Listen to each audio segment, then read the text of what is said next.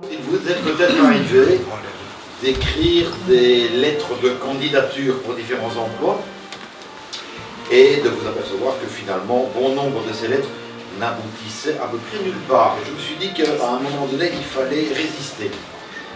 Et donc, écrire des lettres d'accandidature, c'est-à-dire des lettres de refus d'emploi qu'on ne m'a jamais refusé. Entre autres choses, l'emploi de roi des Belges. Parce que vraiment ça ne me convenait pas, et donc pour être poli avec les personnes qui me l'avaient proposé, ben, je leur ai écrit cette petite lettre. Chers concitoyens, chères concitoyennes,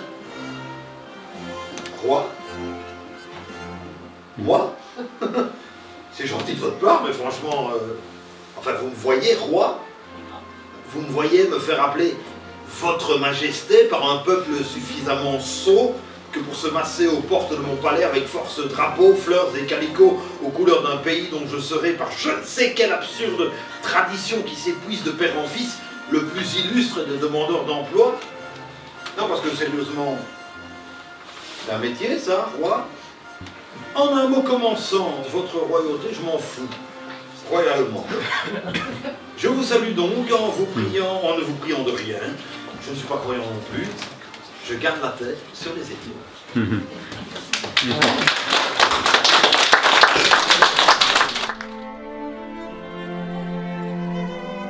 Un jour que l'éponge était par hasard tombée de son alvéole, on l'a vu se baisser. Et ses fesses énormes ont tendu à se rompre les fibres du pantalon rayé. Le canon s'était transformé en bombarde par une simple extension du tronc en avant. Alors je n'ai pas tenu. Risquant la retenue, mais l'aurait-il donné, je n'ai pas hésité à déchirer mon mouchoir de poche. Le crissement a traversé le vieux maître d'un court frisson. Il se redresse, s'assied en un éclair. Son pantalon qu'il croit décousu le maintient ainsi. Et durant toute l'heure, nous le verrons donner son cours comme un buveur de bock attablé au café du Luxembourg. Au fait, était-il dupe? N'a-t-il pas joué le jeu comme un grand gosse pour nous faire rire? Quelle douceur encore que de se l'imaginer. Voilà. C'est l'histoire d'un petit gamin, Carolo, fils de souffleur de verre, ayant perdu son emploi, et d'une maman gravement malade, qui s'émeut dans une incroyable légèreté de toutes ces petites choses de la vie. Une façon de voir le monde, souvent oubliée aujourd'hui, une manière de rendre la pauvreté plus acceptable. Il s'agit d'un témoignage sur l'histoire de notre ville, à travers de petites anecdotes de la vie quotidienne de ses habitants.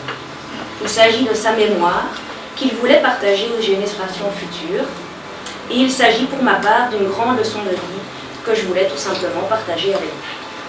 Voilà.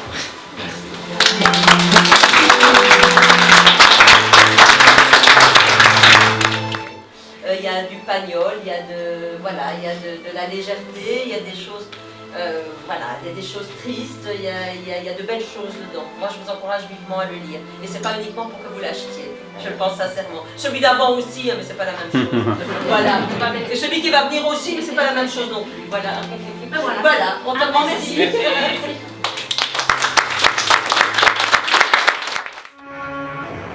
Peut-être que la seule chose qui compte, c'est d'être là comme ça sur la terre, le corps pourrissant, devoir se dépêcher d'en jouir avant qu'il tombe en morceaux, se remplir et se faire remplir autant qu'on peut, le plus vite possible, pas de temps à perdre, le remplissage comme quête absolue, comblé, épanoui, rempli, repu, ça remplit ma vie. Ils disent le remplissage a remplacé l'amour, je suis comblé, elles disent moi-même je voudrais bien remplir mon frigo, mais je n'ai pas de frigo. Le remplissage est donc la règle, la capacité à remplir l'autre est donc la règle.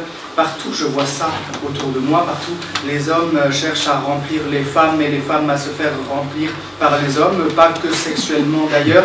Ça donne et ça prend et ça se fait prendre. Échange de bons procédés, pas d'égalité mais du troc. Échange de services, ça leur va, ils appellent ça l'amour, alors tout est bien qui finit bien.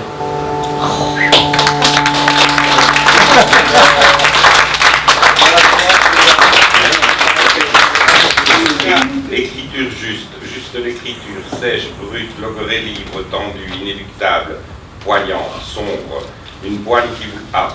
Juste dans l'observation sociale, une dureté, une violence dans la description du monde et des gens qui fait bien lire, un rythme, une musicalité qui coupe le souffle.